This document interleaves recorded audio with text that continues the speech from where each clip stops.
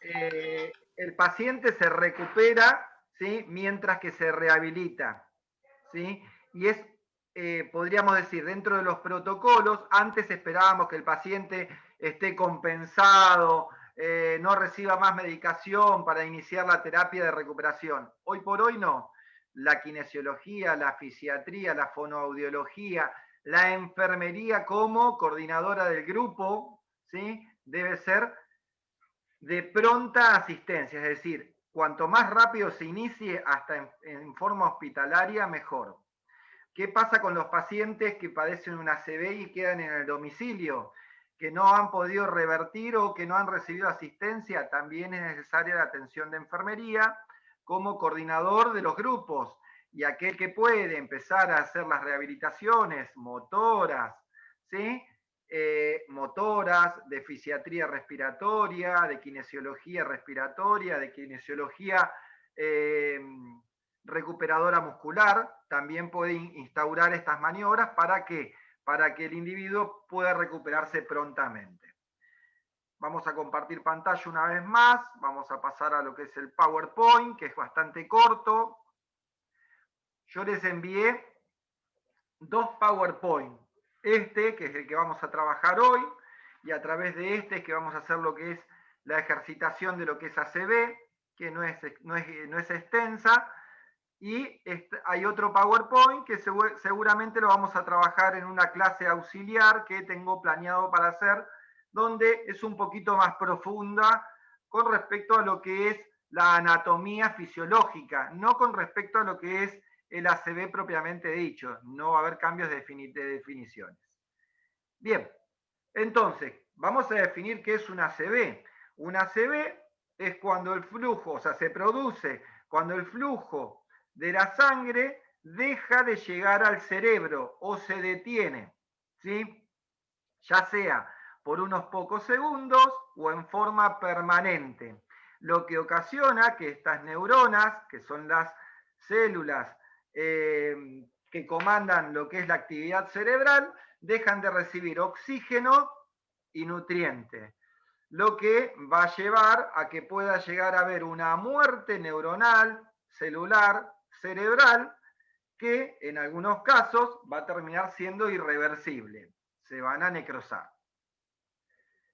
Dijimos que accidente cerebrovascular teníamos de dos tipos, ¿sí? El isquémico, que era falta de que llegue irrigación porque hubo una oclusión dentro de lo que era la circulación propiamente dicho, y el hemorrágico, donde había falta de circulación porque se había perforado, pinchado una arteria que me llegaba a la irrigación.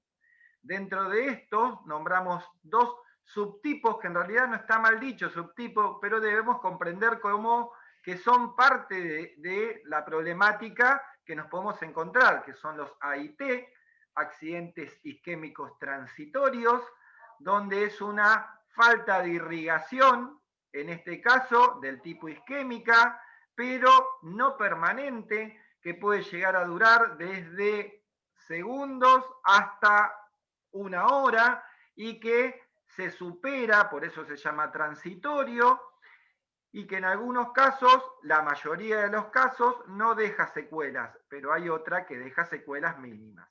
El AIT debe ser observado, estudiado, considerado parte de un accidente isquémico, ¿sí? Dentro de lo que es un ACV. ¿Por qué hay que estudiarlo? Porque en realidad lo vamos a tratar como si fuera un ACV. Y después, si no dejó secuelas y si revirtió y no pasó nada, lo vamos a denominar AIT. Pero en una primera instancia será un ACV. ¿Por qué? Porque los signos y síntomas son iguales. De hecho, es transitorio. Después, por otro lado, habíamos nombrado las aneurismas. Un aneurisma era una protuberancia, una bolsita, es tipo una hernia, tipo un divertículo en el intestino, donde había se agrandaba en forma anormal, y lo que sucedía era que la sangre se dispersaba, disminuyéndome el flujo, en este caso al cerebro, ¿sí? poniendo en riesgo la circulación por un lado y por otro lado poniendo en riesgo que se pueda perforar esta aneurisma y provocar una hemorragia masiva que va a ser incontrolable.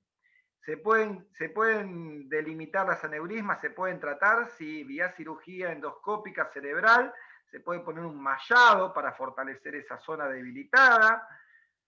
En caso aórtica, se puede llegar a hacer una cirugía de aorta muy complicada, si no se puede poner un mallado.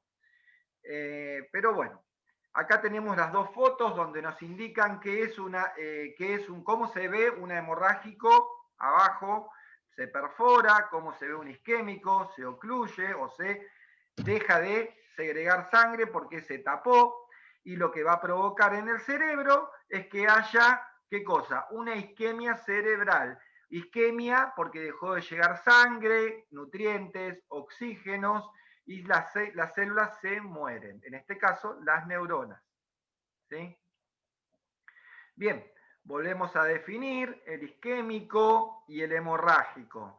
El isquémico, por lo general, tiene muchos signos y síntomas que una vez que aparecen,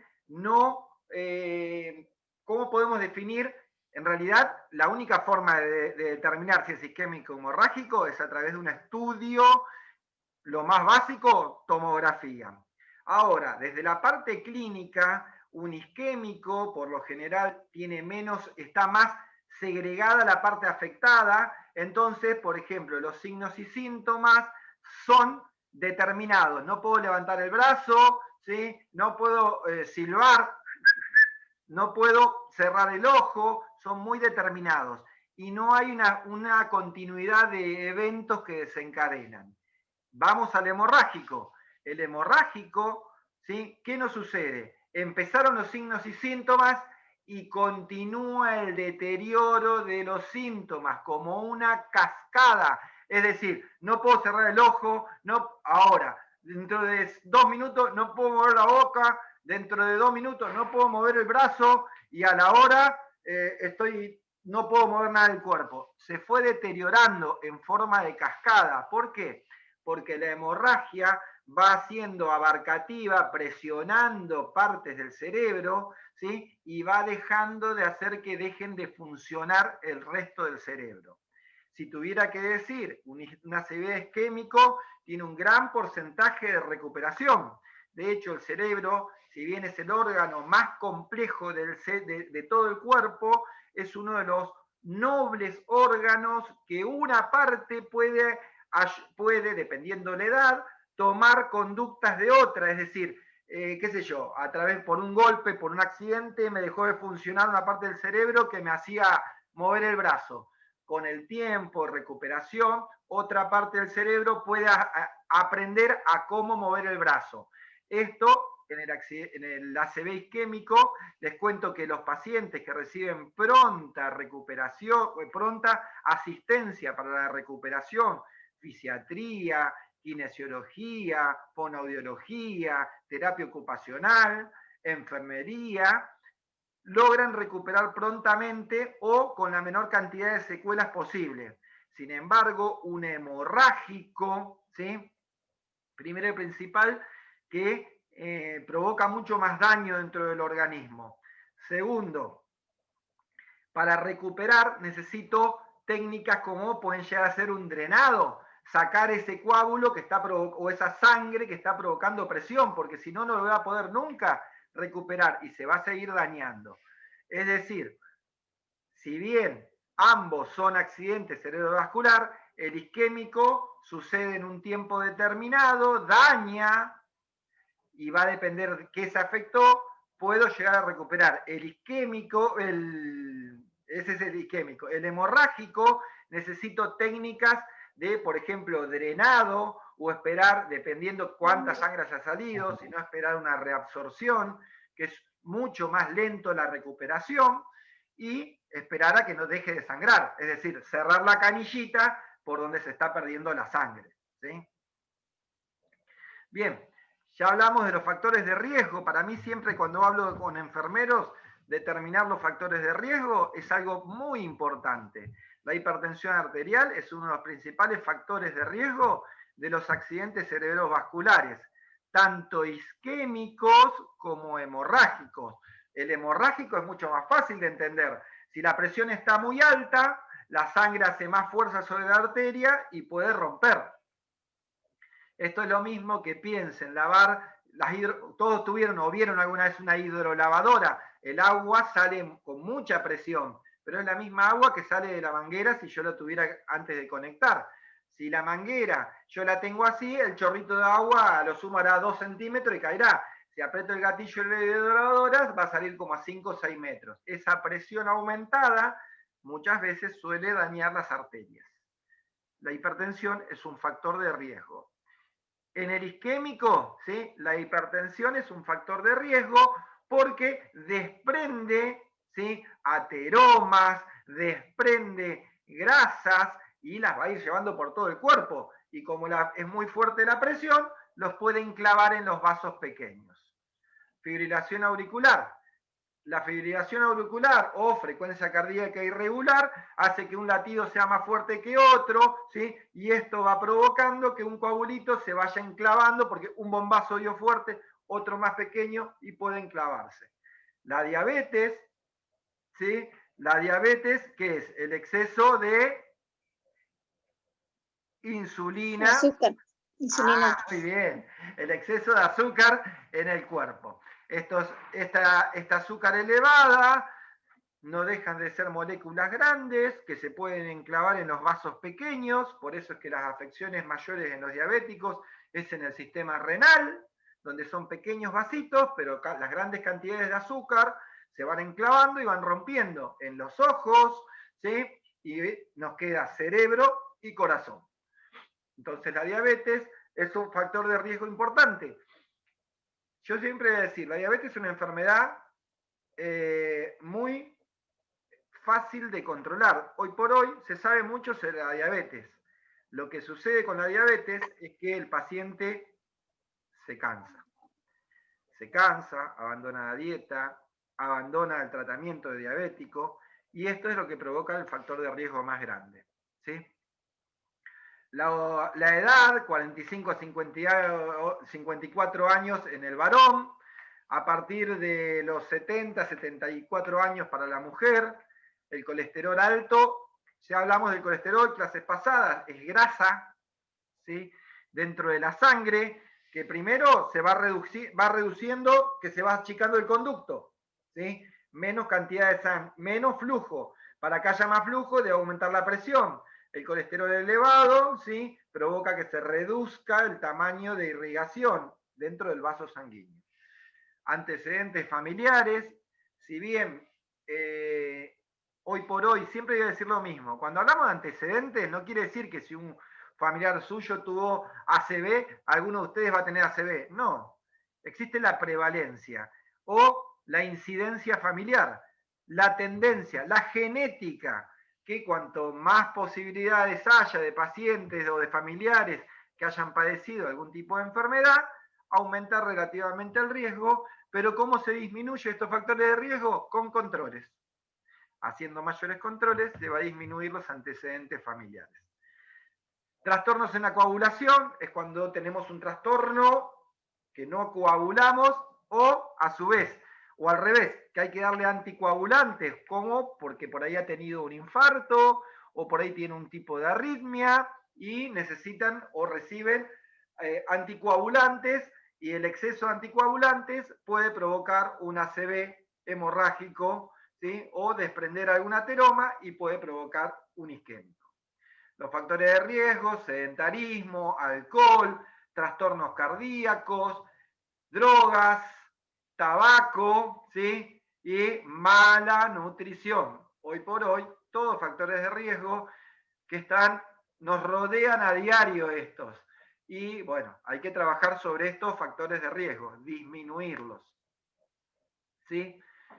¿Qué síntomas da el ACV? Bueno, primero principal, va a depender de qué parte del cerebro sea afectado. Por lo general, son de inicio súbito, repentino, cefalea intensa, ¿sí?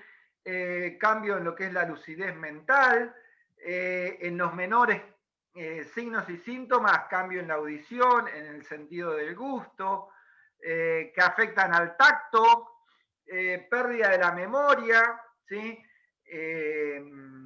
Dificultad para leer o escribir porque no hay comprensión, también para hablar, mareo y vértigo, disminución parcial o total de la vista, pérdida de la coordinación, no puede coordinar el caminar, el hablar, el agarrar, el mover, debilidad muscular o parálisis en la cara, pierna o brazo, hormigueo en alguna parte del cuerpo. Cualquiera de estos síntomas debe ser evaluado. Obviamente que si yo tengo un mareo no quiere decir que tenga una ACV, puedo tener una hipotensión arterial, pero hay que descartar ¿con qué descartamos? Con un control neurológico. Y ahora vamos a ver al final de esta diapositiva, al final de este PowerPoint, cuál es el control neurológico más habitual que vamos a usar nosotros y el cual debemos tener como método o medio de consulta y de valoración entre colega y colega, que es la escala de Glasgow. ¿Sí? Bueno, ¿qué hacer frente a un paciente con una ACV? Primero y principal, tratar de que recobre la calma, que si no puede hablar o no puede mover una parte del cuerpo o la cefalea es muy intensa, activar el sistema médico, dejar al paciente en reposo, no se deben instaurar maniobras de RCP, ni mucho menos. Si la presión está elevada, ¿sí? Y no hay signos neurológicos, no hay que descender la presión, ¿sí? Perdón, si hay signos neurológicos, no hay que descender la presión. Esto, ustedes piensen algo. Si mi cerebro le dejó de llegar sangre, ya sea por una parte isquémica o por una parte hemorrágica, ¿sí? Mi organismo es compensador. Si hay una parte del cerebro que no llega sangre, va a aumentar la presión. Va a aumentar, va a aumentar, va a aumentar. ¿Para qué? Porque va a tratar de que esa parte del cerebro se irrigue. Entonces, como dije, si hay signos neurológicos, no puede mover la boca, no, o se le cayó la boca, no puede hablar, no puede silbar, no puede mover la lengua, no puede levantar un brazo, no puede caminar, no puede escribir, no tiene algún sentido, está mareado. No debo descender la presión, no debo dar antihipertensivos. Esto es pregunta de examen. Ante una ACV hay que mantener la presión arterial en valores por arriba, ¿sí?, de los estándares o normales, hasta determinar a través de algún medio tomográfico o, no sé, resonancia, qué tipo de ACV o si tiene una ACV. ¿Por qué digo esto? Porque si yo bajo la presión, encima que no le llega sangre al cerebro, voy a disminuir más y el daño que le provoca al cerebro va a ser muy grave. Por este mismo sentido, cuando los pacientes tienen hipertensión arterial, el descenso de la tensión arterial debe ser suave y paulatino, porque si yo doy NTG, nitrato de isorbide, o algún antihipertensivo que lo haga descender de golpe, voy a provocar que haya una falta de irrigación de sangre cerebral y el paciente va a presentar signos y síntomas. Entonces, ¿qué hacer ante una circunstancia de este tipo? Descansar el paciente, recostarlo, valoración neurológica, valoración de los signos vitales, activar el sistema de emergencias, ¿sí? Pero nunca descender la tensión arterial si hay signos neurológicos. Esto que quede bien claro, porque a veces la gente se confunde. Prueba de exámenes, bueno, primero y principal, si comprende al hablar, ¿sí? Si comprende lo que le digo, si tiene movimientos, si tiene reflejos pupilares con la linternita, si se achican y se agrandan los ojos, si tiene sensibilidad, si se entiende el habla, si puede expresarme qué es lo que siente o qué es lo que le duele. Se puede con el estetoscopio ocultar en la carótida, ¿sí?, para ver si hay ruidos normales, si hay continuidad del flujo sanguíneo. tomar todos los signos vitales, entre esta, la más importante en este caso, va a ser la tensión arterial y la frecuencia cardíaca. El resto también es importante, pero seguramente puede el paciente estar nervioso o asustado y haber aumentado su frecuencia respiratoria sin ser un signo respiratorio, ¿sí? La temperatura va a estar dependiendo, no debe estar en forma normal, no va a tener un aumento o disminución en lo inmediato de una ACV. ¿Y por qué hago la aclaración en lo inmediato? Porque todo va a depender en qué parte del cerebro se haya afectado, dado que puede haber modificaciones en el hipotálamo, que es el regulador de la temperatura. Bueno, los estudios a realizar son tomografía, es la más rápida, la más correcta, una resonancia, también es rápida, un poquito más difícil que conseguir que una tomografía, pero cualquiera de las dos está bien. Angiografía de cerebro, es decir, hacer una tinición. Tinición es un método de contraste para determinar qué arteria o qué flujo cerebral tenemos, ¿sí? Laboratorios de sangre. En realidad no existe ningún laboratorio de sangre que yo saque una gota de sangre o saque una muestra de sangre y me diga que tengo una ACV. Pero a través del laboratorio de sangre voy a ver cómo está el medio interno, el sodio, el potasio, el cloro, cómo están las plaquetas, cómo está el hematocrito, o sea, son ayudantes. No hay ningún laboratorio que a mí me diga, saqué una muestra de sangre y sé si usa ACV y mucho más y sé si es hemorrágico o isquémico. Electrocardiograma, ¿sí? Esto es determinante porque puedo saber si hay algún tipo de arritmia del tipo una FB o del tipo una taquicardia y determinar si puede haber alguna afección. Por lo general, este es muy importante dentro de los AIT, accidentes isquémicos transitorios. Control de la TAs, en lo posible a través de un monitoreo continuo de la frecuencia cardíaca. Si no lo tuviera un monitor, por lo menos control cada 20 minutos de tensión arterial, hasta determinar o llegar a un centro de atención especializada en ACV. ¿Sí? El tratamiento va a depender mucho, primero y principal, si es isquémico o hemorrágico. En los isquémicos, por lo general, se da una terapia anticoagulante con heparina. Hoy por hoy usamos heparina de bajo peso molecular, ¿sí? Que son esas inyecciones que se dan a diario para que el paciente tenga la sangre bien fluida y no se provoque ningún taponamiento y que pueda llegar a provocarme una ACV. Warfina o warfarina, que es otro anticoagulante, aspirina, que es un antiagregante plaquetario para que no haya muchas plaquetas, clopidogrel, que es un anticoagulante de vía oral. Medicación para prevenir los factores de riesgo, para la presión arterial, que no se eleve, si ya determiné que es una ACV y lo compensé, para la diabetes, que no se haya excedentes de azúcares en sangre, para el colesterol, tratar de disminuir los grasos en sangre. Nutrientes y líquidos. Primero y principal, el tratamiento es tener una buena ingesta justa calórica, que no haya ni por defecto ni por exceso, que sea la adecuada para cada uno. Los líquidos va a depender de patologías previas o que exista una buena hidratación. ¿Por qué hablo de patologías previas? Porque si el paciente es un diabético, perdón, un paciente renal, que por ahí es derivado de una diabetes, tampoco lo debo exceder con los líquidos, porque también voy a provocar. Ahora, si el paciente requiere líquidos, tener una adecuada ingesta de líquidos, los aportes hídricos diarios. Tratamiento, fisioterapia. Fisioterapia es lo que uno podría hoy denominar kinesiología, que existen de diferentes tipos. Por lo general, en esta área nos vamos a dedicar a lo que es la rehabilitación motora, ¿sí? A la rehabilitación respiratoria, de coordinación, terapia ocupacional. La terapia ocupacional es una de lo que es los tratamientos adicionales, algo de lo más nuevo.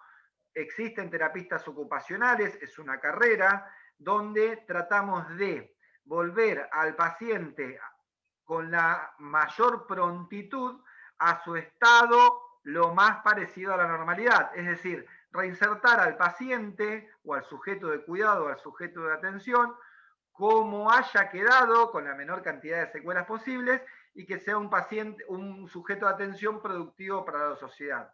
A eso se dedica la terapia ocupacional. Terapia de deglución, esto podemos hacerlo a través de fisiatría o tratar de que el paciente vuelva a deglutir y a recuperar su sistema deglutorio, y en los casos que no pueda, tratar de llevarlo a la ingesta por sonda nasogástrica, en el peor de los casos, ¿sí? Y en el otro peor puede ser a través de un botón gástrico que va directamente conectado al intestino, ¿sí? Angioplastía y stent, en este caso la angioplastía, ¿sí?, y el stent son similares, van de la mano. La angioplastía es aquella que detecta y si hay un coágulo lo trata de absorber y traer. El stent también se hace a través del ingreso por una angioplastía, pero en vez de extraer el coágulo o de reabsorber, ¿sí?, lo que hace es colocar eso que yo le denomino como un gomín, que son mallas laterales sobre la arteria, que las hay de diferentes tamaños, dependiendo, sí, tanto en tamaño de diámetro como en tamaño de largo. Cuanto más largo, ¿sí?, más parte cubre. En realidad debemos tratar de poner la menor cantidad posible. Siempre se trata de cuanto más el stent sea el justo y necesario para el lugar, mejor, porque va a provocar menos posibilidad de rechazo. Disminuimos los factores de riesgo por rechazo dentro del organismo, ¿sí? Cuidados de enfermería, manejo del A, B, C, D.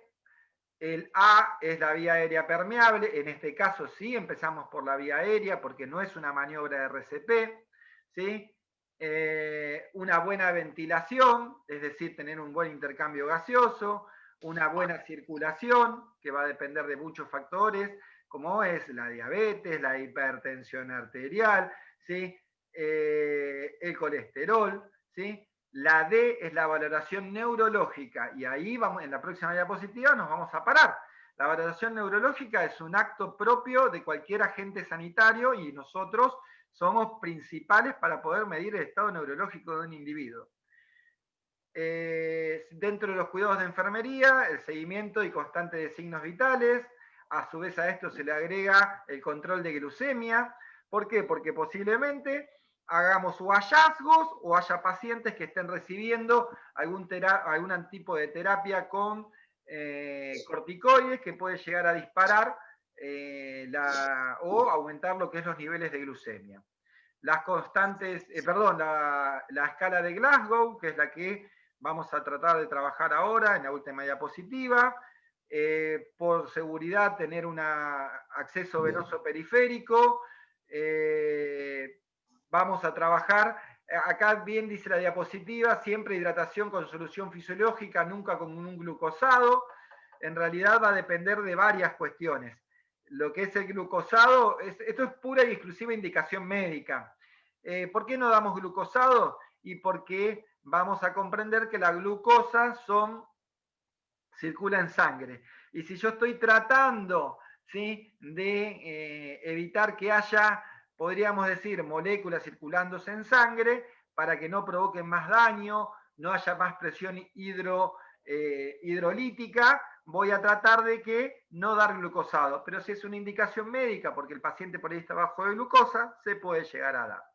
Estudios complementarios, esto ya habíamos hablado, laboratorio, para complementar todos los estudios, electro, imágenes, ¿sí?, tomográficas, radiológicas, controlar, hacer un balance, ritmo diurético, ingreso-egreso, farmacología según la prescripción médica, que por lo general son anticoagulantes, y en el caso de un ACV hemorrágico, recuperación de lo que son los líquidos perdidos, ¿sí? Última diapositiva, lo que es la escala de Glasgow. La escala de Glasgow o valoración neurológica, ¿cuándo se usa? Primero y principal, se puede usar en todos los individuos que yo quiera valorar su parte o estado neurológica. no me sirve para valorar ni grado ni coeficiente mental, ni grado ni coeficiente de sabiduría, ni grado ni coeficiente, ¿sí?, de avance patológico, sino me sirve para determinar un grado, ¿sí?, de conexión neurológica. Y mide 3 cosas: la parte ocular, la parte verbal, la parte motora, siendo su puntuación máxima 15 puntos, ¿sí?, dándole una valoración de 4, 5 y 6 en ese orden: 4 para los ojos, 5 para el verbal, 6 para el motor, donde voy a empezar a valorar en el orden que está ahí: ocular, verbal y motora. ¿Cuánto me puede llevar a realizar una escala de Glasgow? Aproximadamente 20 segundos. Es decir, yo voy a ir sumando cuántos puntos me da. Si tiene una apertura espontánea de ojos, será la máxima puntuación, 4 puntos. Si los ojos están cerrados y solo responde cuando yo le hablo, serán 3 puntos. Si abre los ojos solamente cuando le hago presión o le provoco dolor, 2 puntos. Si no hay apertura al dolor, ni al hablar, ni tiene espontánea, es 1 punto. Siempre tengan en cuenta que no existe el 0 punto. Verbal: si está orientado en lo que me responde, son 5 puntos. Si habla, pero no sabe ni qué día es, ni cómo se llama, ni dónde está, son 4 puntos.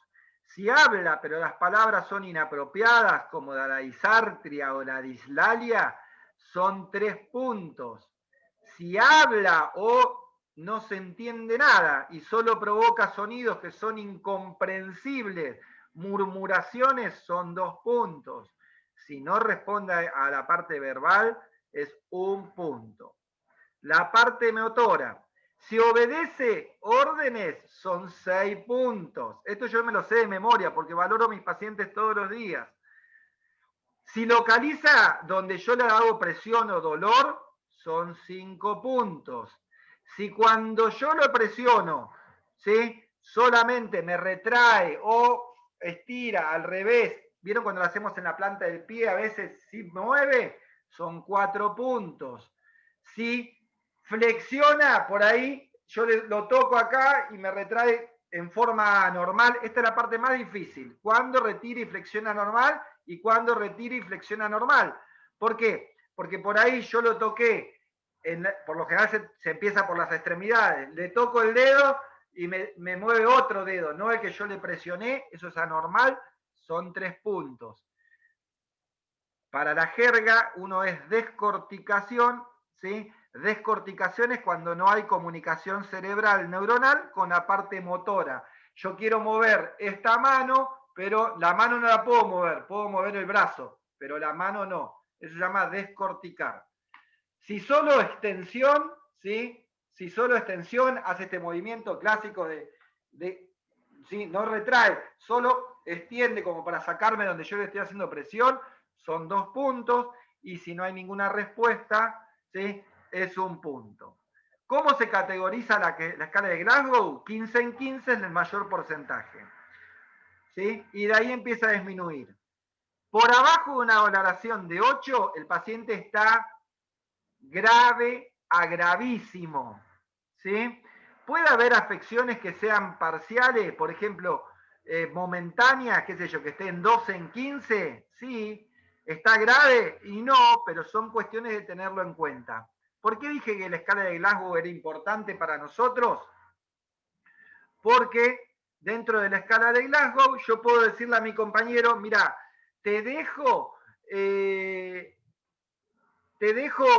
un paciente que cuando ingresó estaba en 13 en 15 de Glasgow.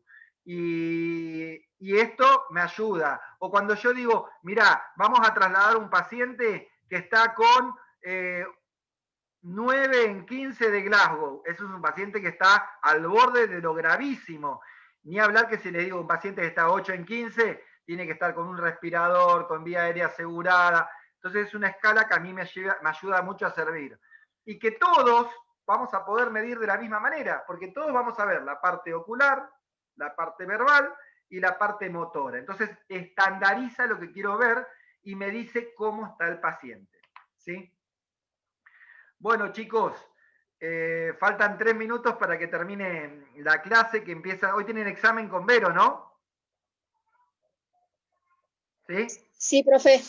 Bueno, Y tenemos que terminar de exponer el trabajo. bueno, les cuento que hoy, entonces, esto de ACV es una parte muy linda, muy dinámica, que se van a encontrar con muchos pacientes con ACV, que es muy importante la determinación de enfermería. A veces el sistema, la cultura minimiza al paciente con un ACV, piensa que no es recuperable y sin embargo un paciente con ACV es muy recuperable. Yo porque tengo mi corazoncito enfermero, donde siempre pienso que el paciente que padece un ACV en las primeras instancias post-ACV es muy dependiente de un enfermero. Y que si un enfermero logra comprender y, como yo siempre digo, guiar al equipo inter o multidisciplinario, es lo más importante. A mí yo llego a domicilios y a veces digo, ¿y el colchón antescara? No, ya lo pedí, yo la tramité. ¿Y la cama para poder sentarlo? No, y no entienden que a horas de una ACV es importantísimo esto. A horas. El paciente con ACV no puede esperar, el mes que viene empezamos, porque estén ustedes un mes acostado y después lo que se perdió, es así, la regla es esto, por cada día que el paciente está en cama, necesita 2 a 3 días para recuperarse. Es decir, un paciente que estuvo un mes en una cama necesita 3 meses para volver a recuperarse. En cambio, si el paciente que está en la cama, yo lo rehabilité, las pérdidas son menores. ¿Y cómo lo puedo rehabilitar si no tengo? Lo pongo a hacer ejercicio. Vamos con el brazo y lo ayudo a trabajar. ¿Sí? Vamos con las piernas y lo ayudo a trabajar. Se pueden hacer cosas desde el aspecto enfermero. Para comer, siempre semisentado. Para hidratarse, no sé, sorbete, jeringa, vasito, un montón de cuestiones que uno puede implementar desde las ganas que tenga de hacer enfermería. Para mí esto es lo más destacado y lo más importante. ACV vamos a seguir viendo, va a haber muchos casos. ¿Qué pasó? Tengo a alguien esperando, ahí está. Así que bueno, chicos, yo los voy a ir dejando. Nos vamos a ver, calculo que en la semana, ya estoy terminando con respecto a lo que son semanas que tengo exámenes, así que vamos a ver el otro PowerPoint, que es un poquito más amplio en lo que son definiciones de tipos de arterias, tipos